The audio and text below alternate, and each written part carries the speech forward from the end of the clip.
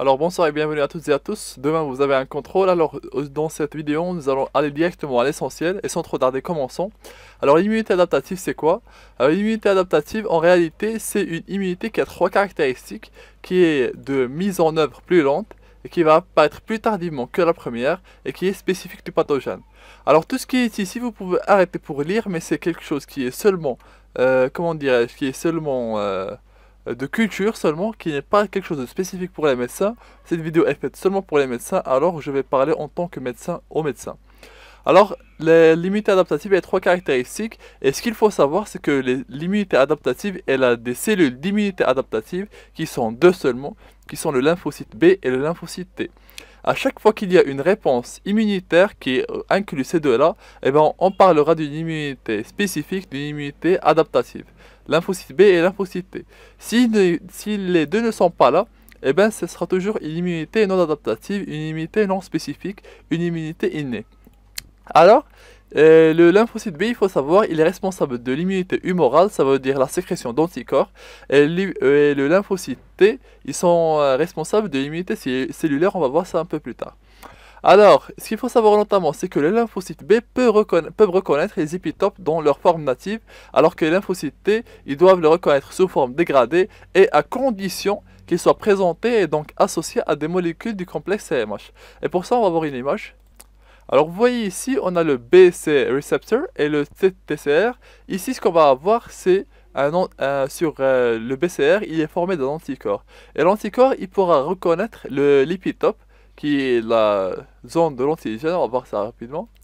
Alors là, ce que vous voyez, c'est un antigène, là, qui est sous sa forme native et qui va être reconnu à travers son épitope par le paratope, ici, de l'anticorps.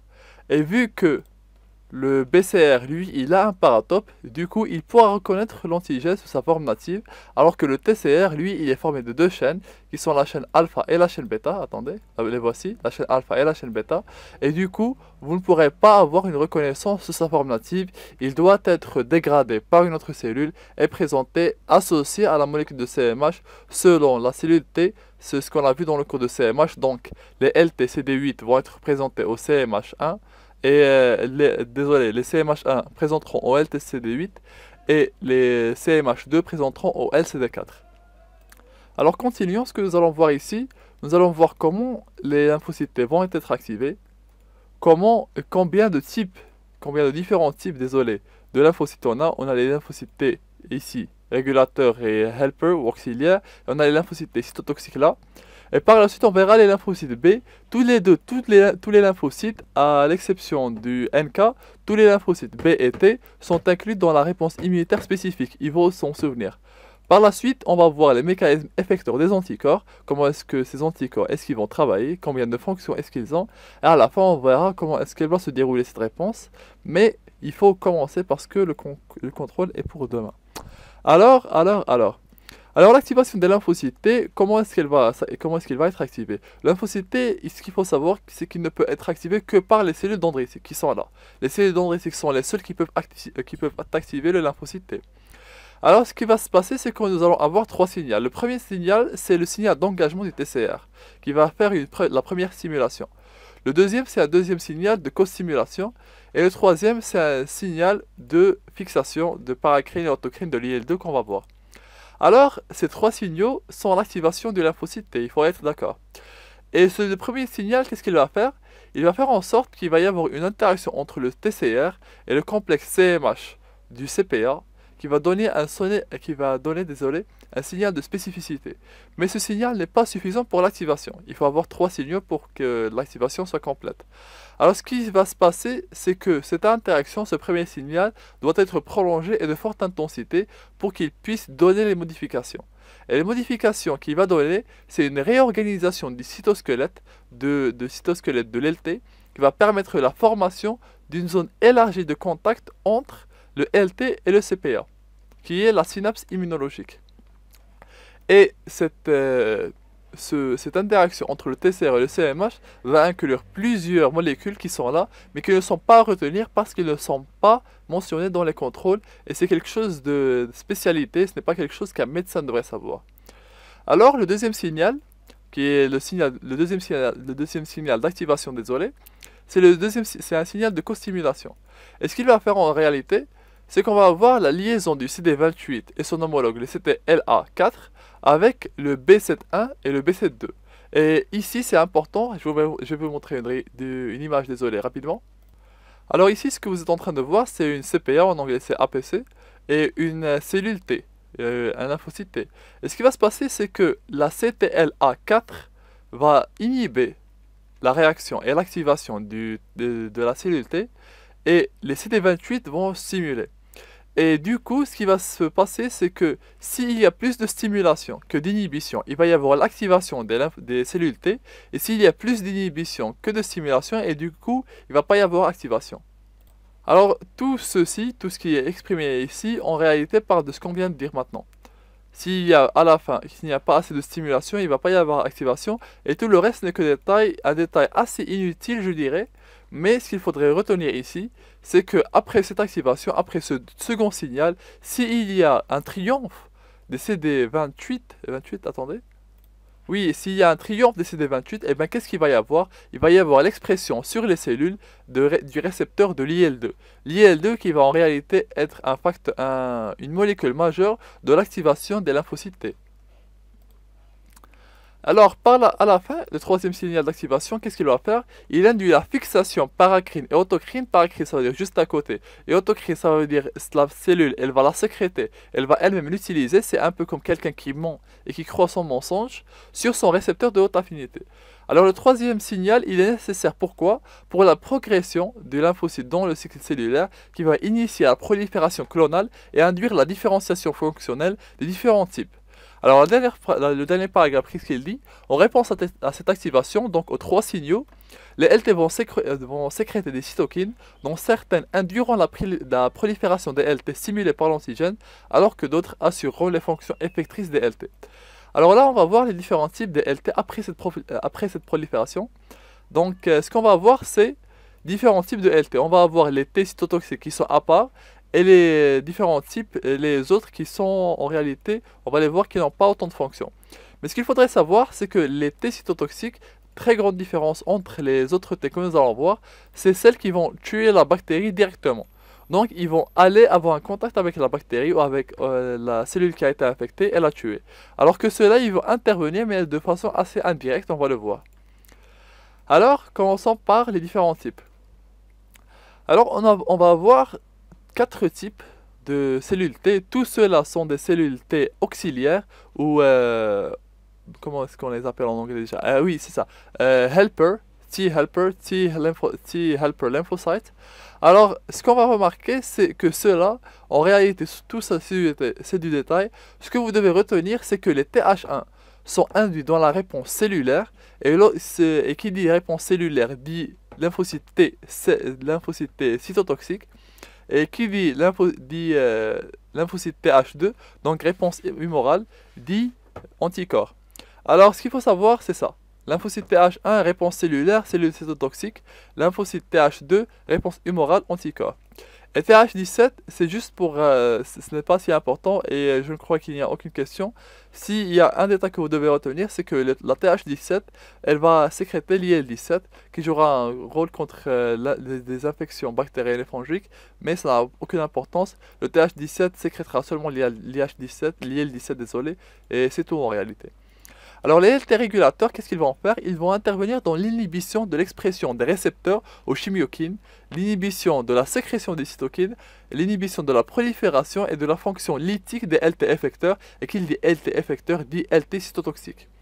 Alors tout ça, ce qu'il va faire le LT régulateur, c'est qu'il va arrêter la réponse inflammatoire, aussi bien spécifique que non spécifique. Pourquoi? Parce que si ici il va attaquer les lymphocytes, et bien ici il va attaquer notamment ceux qui sont, il peut également inhiber les fonctions des monocytes, des macrophages, des NK et des cellules dendritiques qui sont inclus toutes les 4 cellules, ils vont être inclus dans la réponse non spécifique. C'est pour ça que ce que vous devez retenir ici, c'est que les LT régulateurs vont arrêter la réponse inflammatoire. Alors ceci étant dit, on a passé maintenant à la majeure partie des LT et ceci est un type très important qui est l'LT cytotoxique. Alors l'LT cytotoxique, c'est un peu l'équivalent du NK pour la réponse non spécifique. Alors ce qu'il va faire, c'est qu'il va avoir un rôle très important dans la cytotoxicité des cellules qui ont été infectées. Et ce que ceci veut-il dire, c'est qu'il va avoir les mêmes mécanismes d'attaque de la NK. Alors voyons ce que sont ces mécanismes d'attaque. Attendez, ils étaient là, les cellules NK, la phagocytose, c'est ici là.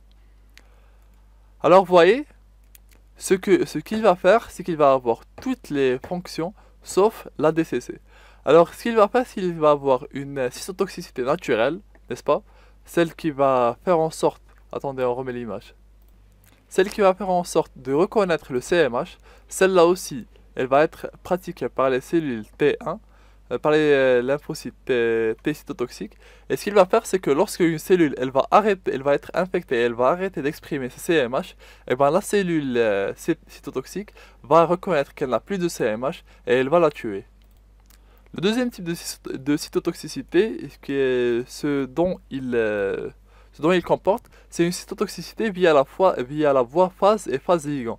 Et ce qu'elle va faire, c'est qu'elle va tuer l'ADN de la cellule, et l'ADN et une cellule sans ADN va mourir à elle seule. Alors ça, c'est les deux mécanismes principaux des lymphocytes T cytotoxiques. Attendez, c'est là, oui.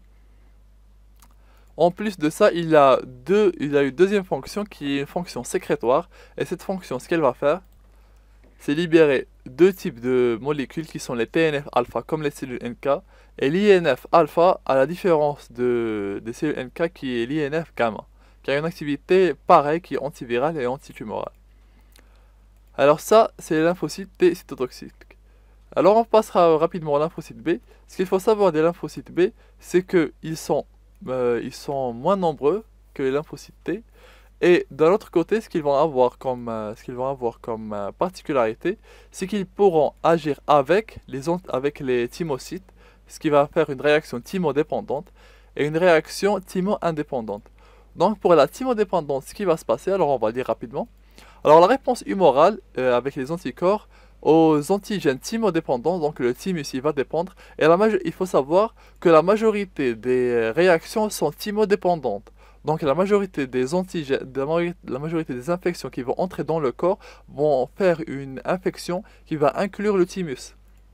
Alors ceci étant dit, ce qu'on va faire, c'est qu'on va avoir les lymphocytes T et B qui vont reconnaître des déterminants distincts sur l'antigène. Les deux cellules deviendront polarisées et il y aura une interaction T et B bidirectionnelle. Et par la suite, on aura les cytokines qui vont être sécrétés par les lymphocytes T qui induiront la différenciation des lymphocytes B en plasmocytes qui vont sécréter des IgG, des immunoglobulines. La deuxième qui est minoritaire, qui est thymo-indépendante, alors qu'est-ce qu'elle va faire au lieu d'avoir ce qu'on vient de voir maintenant, eh ben les lymphocytes B ils vont reconnaître l'antigène et ils vont s'activer eux-mêmes, mais ils ne vont produire que des IgM et il n'y aura pas de mémoire immunitaire. Donc si le microbe il rentre ou si le parasite il rentre une autre fois dans le corps, la réponse ne va pas être aussi importante que la première. Ceci étant dit, la fonction principale des lymphocytes B, une fois activés, ce qu'ils vont devenir, c'est des plasmocytes qui vont sécréter des IG. IG, immunoglobuline, c'est pour anticorps. Un immunoglobuline, c'est un anticorps. Un immunoglobuline, en réalité, immunoglobuline, c'est immuno pour défense et globuline pour globuleux. C'est une nomination structurale. Mais anticorps, c'est une nomination fonctionnelle. Donc, les mécanismes effecteurs des anticorps, les anticorps, ils vont avoir 5 fonctions. La première, c'est l'activation du complément par la voie classique, pour ceux qui le connaissent. La deuxième, c'est la neutralisation d'antigènes, c'est-à-dire qu'ils vont prendre des antigènes, ils vont les ramener dans la rate où ils vont être détruits par les macrophages. La troisième, c'est l'opsonisation. Donc, ils vont se fixer sur l'antigène. Par la suite, par le fragment FC, et par leur fragment Fab, ils vont se lier avec une cellule qui va soit faire l'ADCC, soit les phagocyter. Donc, normalement, avec l'opsonalisation, c'est la phagocytose. Donc, toutes les cellules qui ont un récepteur pour les anticorps, pour le fragment Fab des anticorps. La quatrième, c'est l'ADCC, donc Antibody Cell Cytotoxicity. Et celle-là, elle inclura 4 types de cellules qui sont les Natural Killers pour l'immunité non spécifique, les PNN et PNE pour l'immunité non spécifique et les macrophages pour l'immunité non spécifique.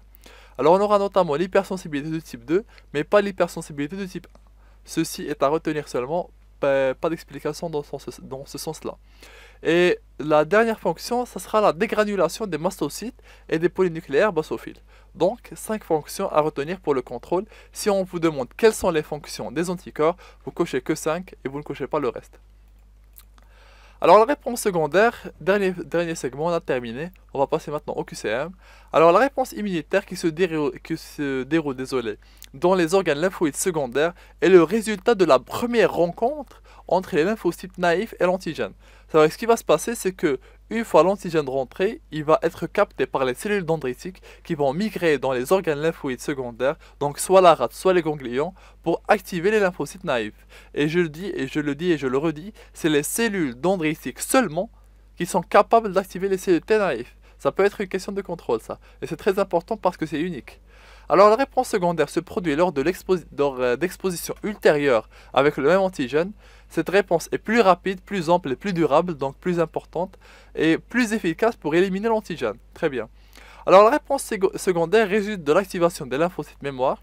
Ces cellules qui ont une longue durée de vie et ont été induites lors de la réponse primaire. Alors ces lymphocytes mémoire vont pouvoir aider l'initiation de la réponse secondaire. Et la mémoire permet d'optimiser la capacité du système immunitaire à combattre les infections persistantes et récurrentes. La mémoire concerne aussi bien les lymphocytes B que les lymphocytes T, donc on aura aussi bien des lymphocytes B mémoire que des lymphocytes T mémoire. Ce qu'il faudrait savoir concernant les cellules mémoire, donc aussi bien B et T, c'est que nous ne sommes pas concernés. Nous devons seulement avoir cette notion qu'il y a des cellules mémoire, mais en tant que médecin, nous ne sommes pas concernés de savoir comment est-ce que cette mémoire elle va agir. Ceci étant dit, nous passerons maintenant directement au QCM et je vous retrouve là-bas. Merci beaucoup à tous pour avoir suivi jusqu'au bout.